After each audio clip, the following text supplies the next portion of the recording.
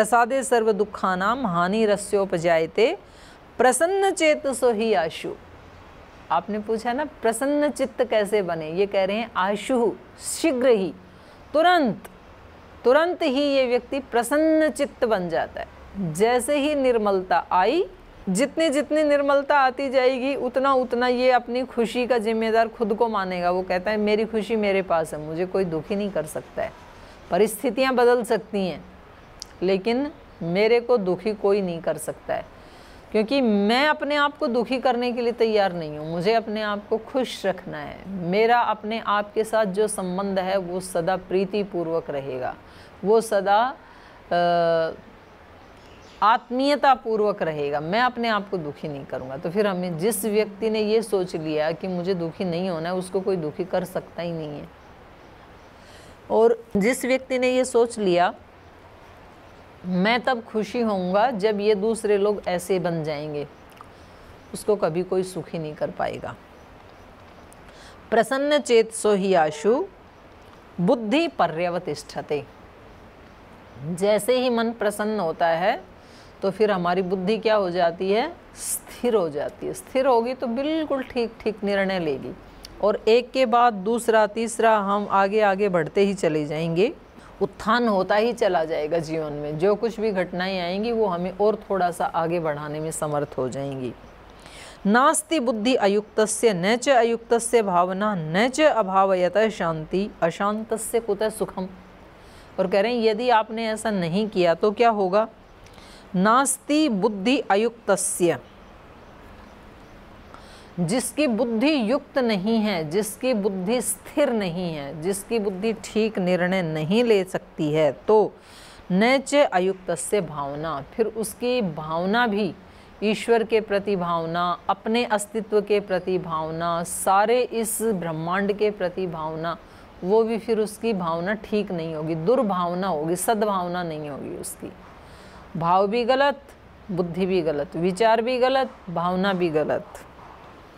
न च अभावयतः शांति, यदि भाव ठीक नहीं है, अपने प्रति भाव ठीक नहीं है, अपनों के प्रति हमारा भाव ठीक नहीं है, देश के प्रति हमारा भाव ठीक नहीं है, इस समग्र सृष्टि के प्रति हमारा भाव यदि ठीक नहीं है, तो अभावयतः न च अभावयतः शांति, तो फिर शांति नहीं मिलेगी। भावना ठीक नहीं है तो हम अपने कर्तव्य कर्मों का पालन ठीक से नहीं कर पाएंगे। जिस दिन दूसरे लोग हमारे साथ राजी रहेंगे उस दिन हम भी राजी रहेंगे और अपने कर्तव्य कर्मों का पालन करेंगे। जिस दिन दूसरे लोग हमसे खुश नहीं होंगे उस दिन हम भी अपना कर्म नहीं करेंगे। हम कहेंगे आज मूड नहीं है, क्योंकि आज इन्होंने मेरा मूड ख़राब कर दिया, इसलिए आज मैं ऑफिस नहीं जाऊँगा, इसलिए आज मैं दुकान पे नहीं जाऊँगा, आज मैं कक्षा में नहीं जाऊँगा, आज मैं पाठ नहीं पढ़ाऊँगा, क्योंकि आज मेरा मूड ठीक नहीं है। क्या हुआ, मूड को उसने ख़राब कर दिया। तो चित्त हमारा शांत नहीं होगा। और कह रहे हैं जब चित्त शांत नहीं होगा तो अशांतस्य कुतः सुखम। चित्त यदि शांत नहीं है तो अशांत व्यक्ति को कहाँ सुख। उसके सामने सारे तीनों लोकों की अच्छी वस्तुओं का भंडार भी लाके लगा दें आप, तो भी यदि अंदर अशांति है तो हमें वो चीज़ें सुखी दे नहीं सकती हैं। तो ये सुखी होने का या खुशी होने का आपने जो पूछा था, इसके आगे भी फिर ये लंबा प्रसंग है गीता में। तो इंद्रियाणाम ही चरताम यन मनो अनुविधीयते तदस्य हरति प्रज्ञाम वायु नावम इव अंभसी। तो ये फिर बड़ा लास्ट तक जो है ना ये इसका वर्णन किया गया है। और लास्ट में कहा एषा ब्राह्मी स्थिति पार्थ है नैनम प्राप्य विमुह्यति स्थित्वास्य अनंत कालेपि ब्रह्म निर्वाणम रिच्छति। करें ये जो स्थिति है ना निष्कामता की या चित्त के निर्मलता की, ये ही ब्राह्मी स्थिति है, ये ही ब्रह्म में स्थित होना है। इसको प्राप्त करके व्यक्ति अनंत काल तक प्रसन्न रह सकता है और इस शरीर को छोड़ करके भी ब्रह्म निर्वाणम रिच्छति, ब्रह्म निर्वाण को वो प्राप्त कर लेता है।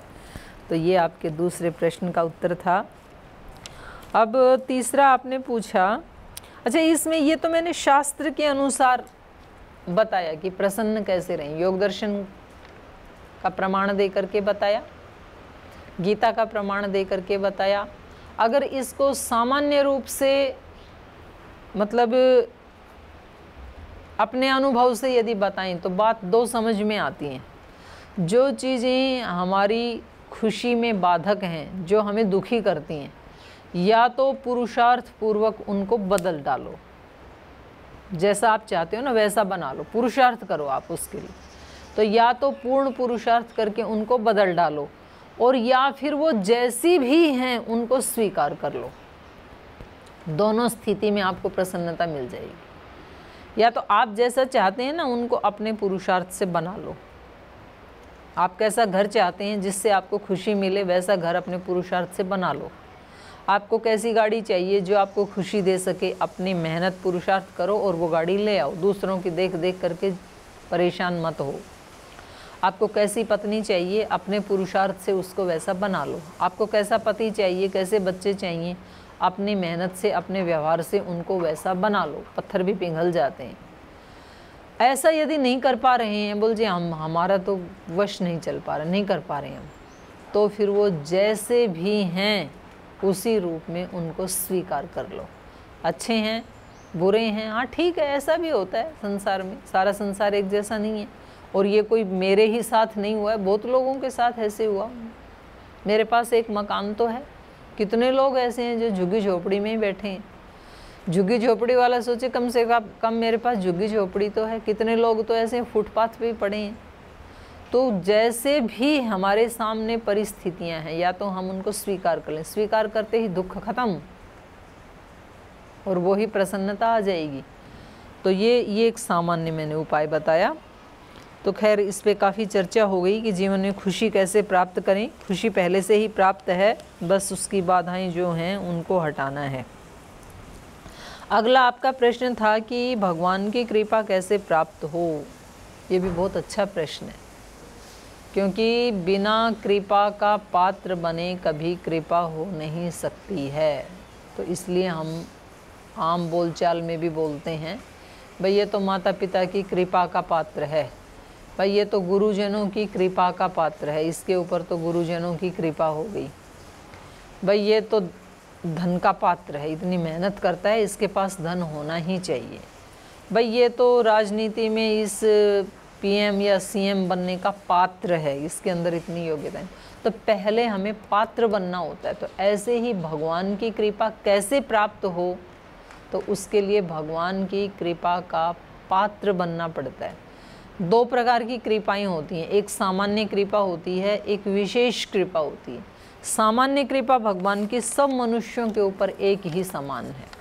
देखो सबको एक जैसा सूर्य, एक जैसी वायु, एक जैसा आकाश, एक जैसी पृथ्वी, एक जैसा पानी, कुछ चीज़ें बिल्कुल एक जैसी दी हैं, लेकिन उसमें भी उनके लिए वो कितनी सुखदायी या कितनी दुखदायी होंगी ये फिर भगवान के हाथ में नहीं है।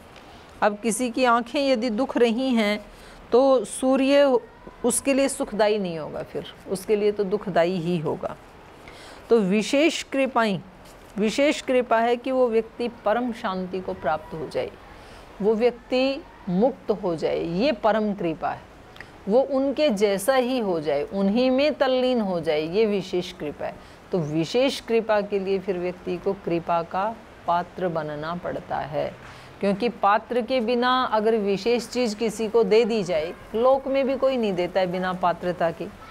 माना एक कोई दंपत्ति है और उनके कोई पुत्र पैदा हुआ, 20 साल में ये पुत्र पैदा हुआ, उनको अपने प्राणों से भी प्रिय है और इनके पास अकूत संपदा है, लेकिन जो उनके पास हीरे जवाहरात सोने चांदी के जो आभूषण हैं उनको वो तिजोरी में बंद करके रखते हैं, भूल करके भी बच्चे के हाथ में नहीं देते हैं। यद्यपि 20 साल के बाद ये सारी संपदा, ये सारे रुपए पैसे जेवरात, ये ज़मीन जायदाद हीरे मोती सब इस बच्चे के ही हाथ में आने, क्योंकि वही उसका हकदार है, वही वारिश है उसका। लेकिन बचपन में 2 साल का बच्चा यदि मांगने लगे कि ये मेरा ही तो है सारा, तो मुझे दे दो आप, तो माता पिता उसको नहीं देते।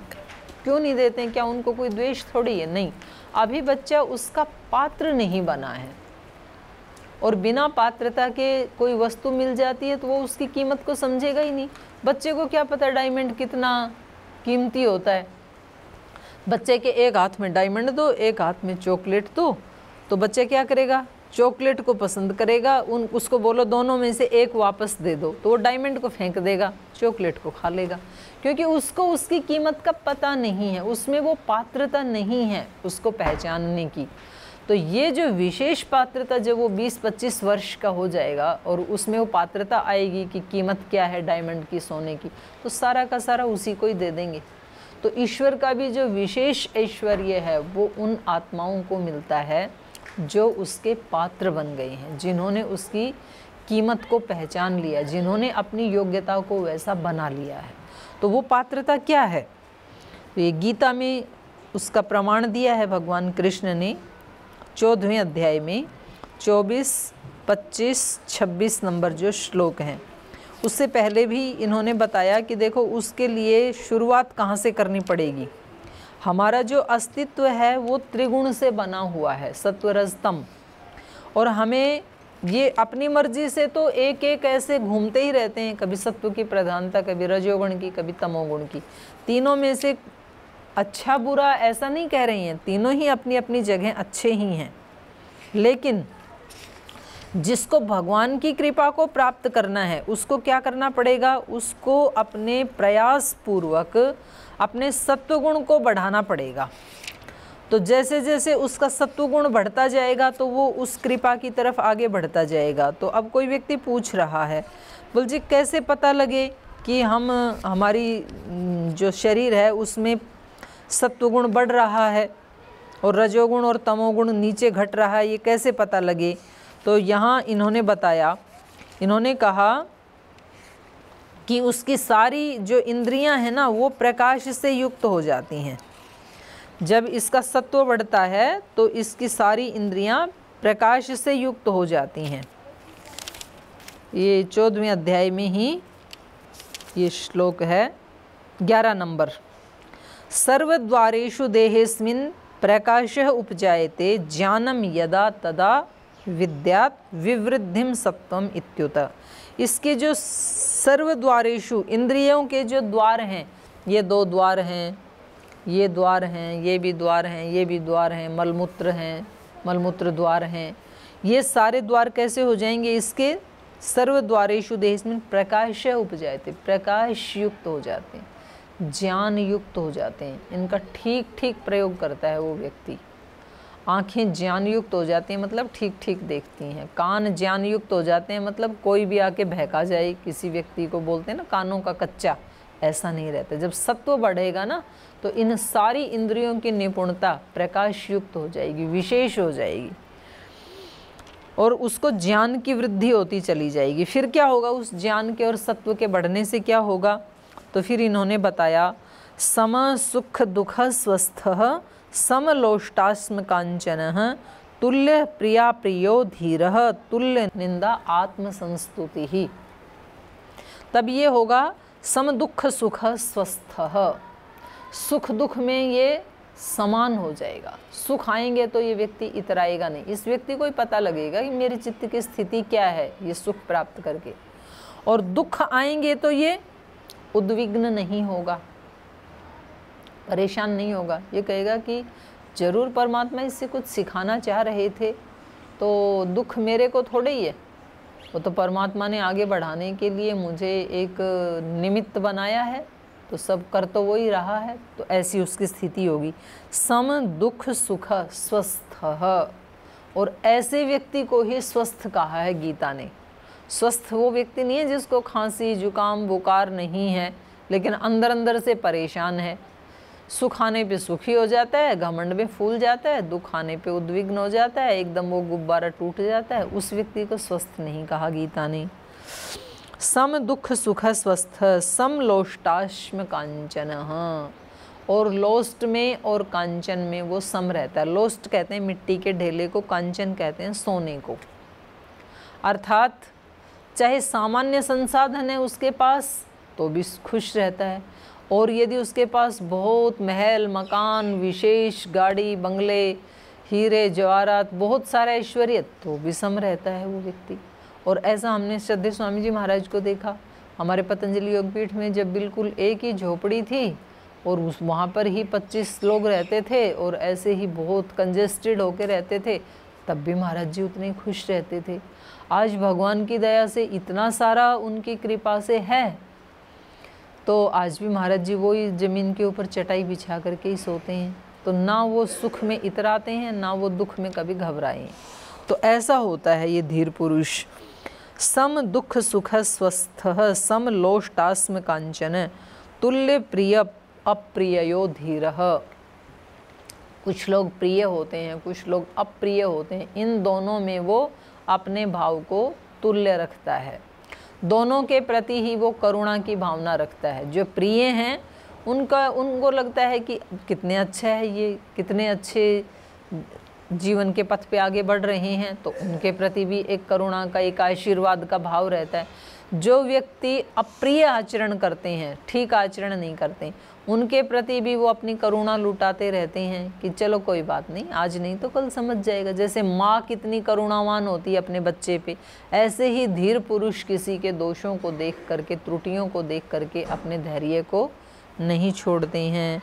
तुल्य प्रिया प्रियो धीरः तुल्य निंदा आत्मसंस्तुति ही। और देखो इतनी प्रकार के लोग हैं, इतनी प्रकार के उनके संस्कार हैं, तो सब कोई हमारी निंदा नहीं करते हैं, सब कोई हमारी स्तुति भी नहीं करते हैं। तो ये व्यक्ति चाहे कोई इसकी स्तुति करे, चाहे कोई व्यक्ति इसकी निंदा करे, इनमें ये अपने चित्त को समान बना करके रखता है। ये श्लोक पढ़ने में बहुत अच्छा लग रहा है, सुनने में भी बहुत अच्छा लग रहा है। एक आदर्श मूर्ति हमारे सामने आ रही है, लेकिन वो आदर्श मूर्ति बने कौन?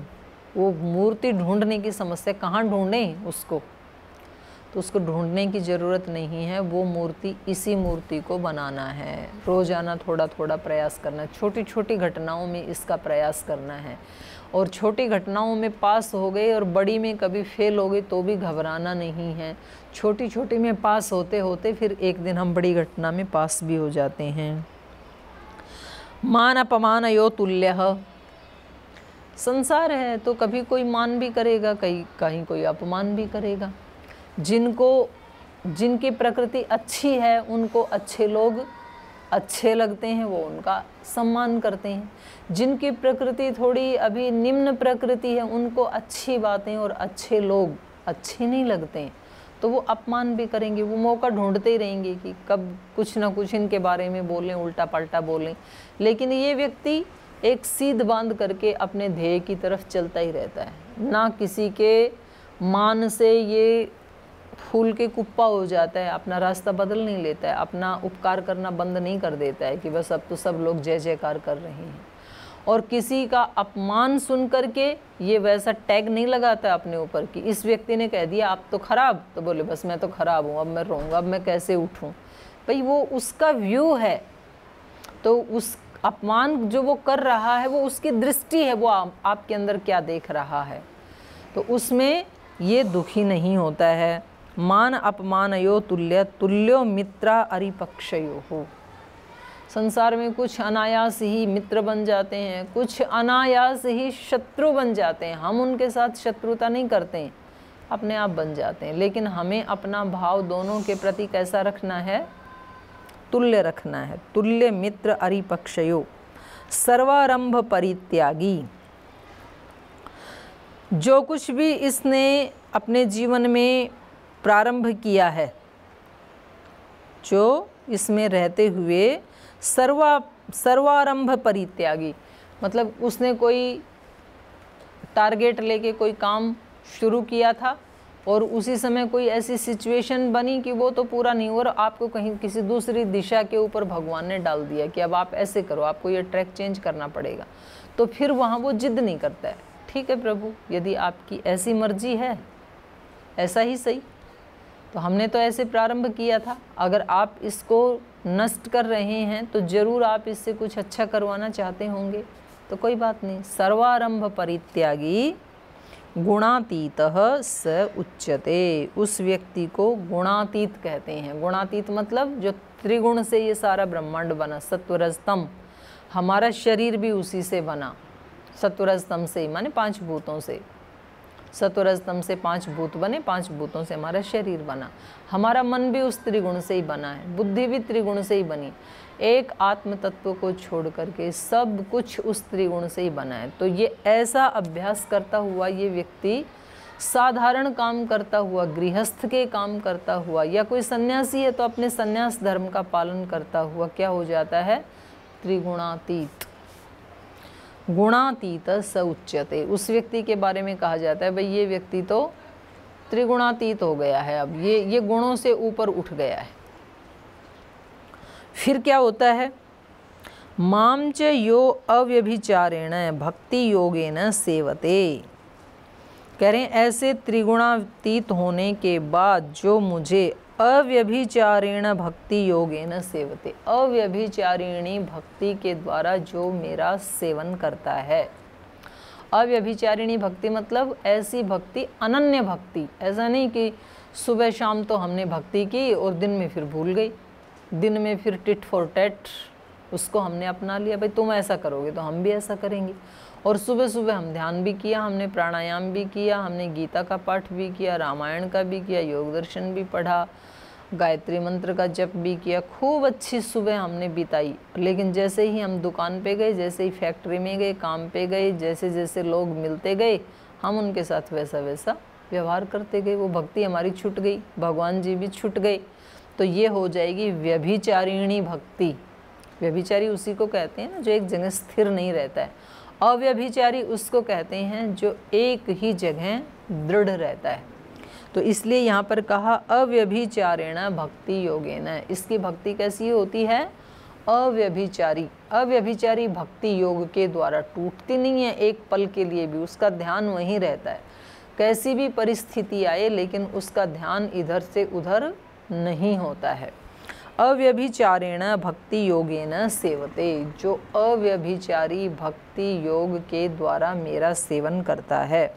नहीं तो क्या होगा, सुबह सुबह तो हमने किसी एक, जैसे मानो हमारे पास कोई तुलसी का पौधा है और सुबह सुबह हम उसको भक्ति भाव से उसमें गंगा जल डालते हैं, उस गंगा जल में थोड़ा दूध भी डालते हैं, धतूरा भी चढ़ाते हैं और उसकी आरती भी गाते हैं तुलसी माता की, पूरे उसको नर्चर करते हैं हम। सुबह सुबह तो इतना अच्छा किया और दोपहर में उसके ऊपर तेजाब डाल दिया हमने, तो अब वो पौधा जलेगा कि फलेगा? तो जलेगा, कैसे फलेगा वो? तो ऐसा हम हमारे जीवन में त्रुटियां कर देते हैं कि हम सुबह शाम संध्या के समय सत्संग में गुरुजनों के पास होते हैं, तब तो हम अच्छा आचरण कर लेते हैं, लेकिन कभी जब हमारे सामने प्रतिकूल परिस्थिति आती है तो फिर हम उस सारे ज्ञान को भूल जाते हैं। तो फिर वो हमारा जितना हमने किया था ना वो नष्ट हो जाता है। अब एक व्यक्ति को एवरेस्ट पे चढ़ना था, अब वो 10-15 हज़ार किलोमीटर तक चढ़ चुका और फिर वहाँ जाके उसका पैर फिसल गया, वो गिर गया, तो अब ये इसका 15,000 किलोमीटर जो चढ़ा था वो भी वेस्ट हो गया ना, तो अब दोबारा चढ़ना पड़ेगा फिर।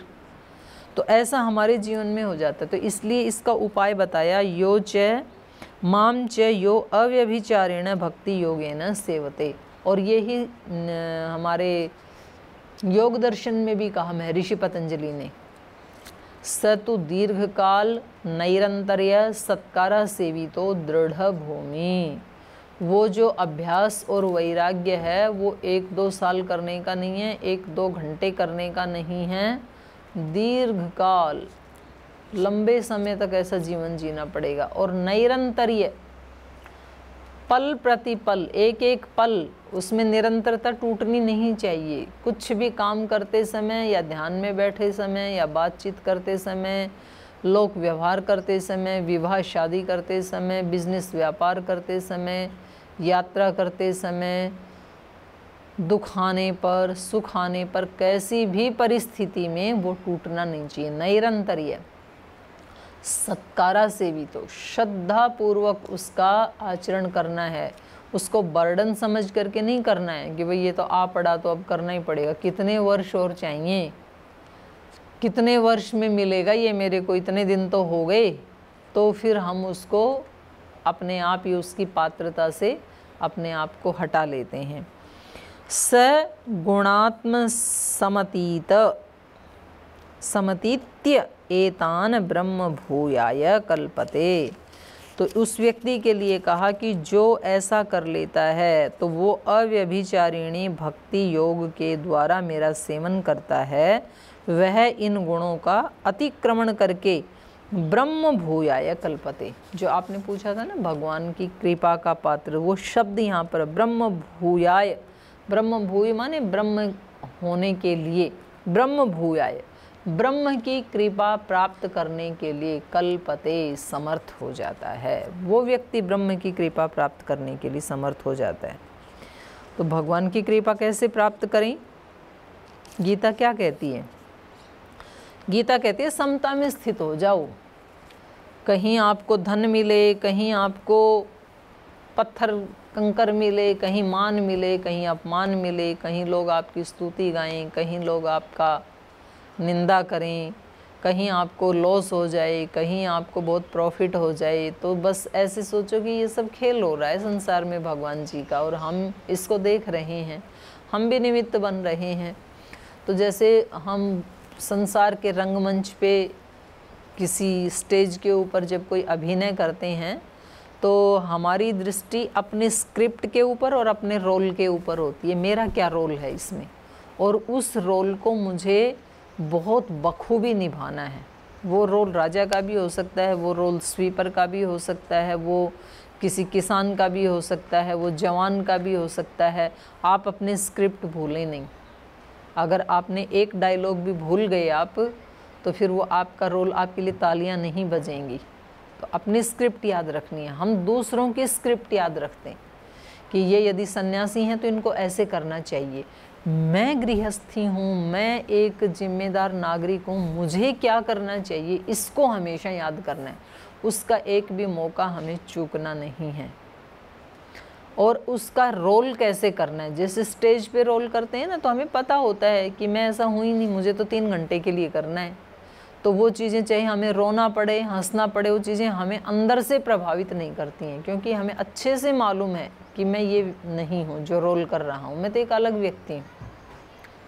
लेकिन यहाँ जीवन में हम ऐसा नहीं कर पाते हैं कि भाई मैं तो एक अलग आत्मा हूँ, ये जो संबंधों के बीच में मुझे रोल करना पड़ रहा है ये तो अल्पकाल के लिए, बस इतना ही है कि ये नाटक यहाँ 3 घंटे का होता है और ये जीवन वाला जो नाटक है ये 60, 70, 80 साल का होता है। वो थोड़ा लंबा है लेकिन है नाटक ही। तो ये सारी इस सृष्टि के ऊपर जो अलग अलग प्राणी हैं, तो ये पूरा संसार उस भगवान का रंगमंच है, स्टेज है, और इसके ऊपर अलग अलग जो प्राणी हैं वो अपना अपना रोल प्ले कर रहे हैं। जो सबसे बेस्ट रोल प्ले कर देता है वो, उसके लिए तालियां बजती हैं, उसको अवार्ड मिलता है। तो वो ब्रह्म भूयाय कल्पते, वो ब्रह्म की कृपा का पात्र बन जाता है। स्टेज के ऊपर जिसने सबसे अच्छा रोल किया वो उस प्रोड्यूसर की, वो जो उसका कर्णधार है, उस नाटक का जो मालिक है, उस फिल्म का जो प्रोड्यूसर है, जो उसका डायरेक्टर है, उनकी कृपा का पात्र बन जाता है वो, तो उसी को अवार्ड मिलता है।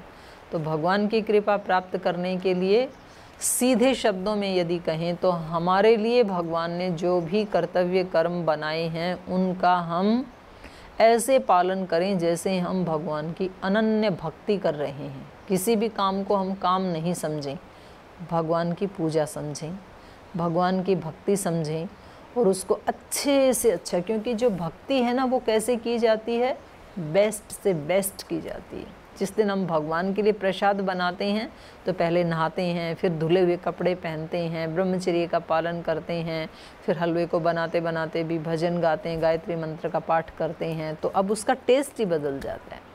घर में जो हलवा बनाते हैं उसका अलग टेस्ट होता है, मंदिर में जो प्रसाद का हलवा है उसका अलग टेस्ट है, क्योंकि उसमें इतनी भावनाएं हमने जोड़ दी। तो हमारे जो भी कर्तव्य कर्म हैं उनको हम भक्ति की भावना से भगवान का प्रसाद बना दें, और वो भक्ति हमारी टूटे नहीं।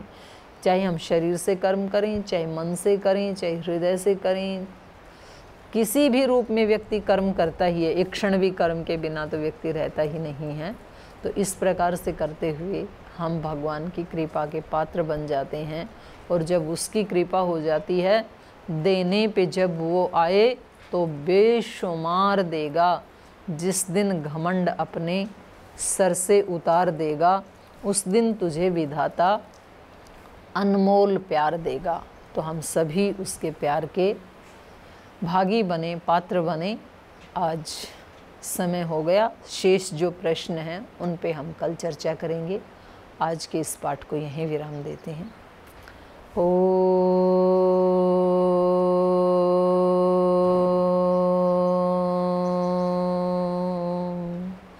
शांति शांति शांति।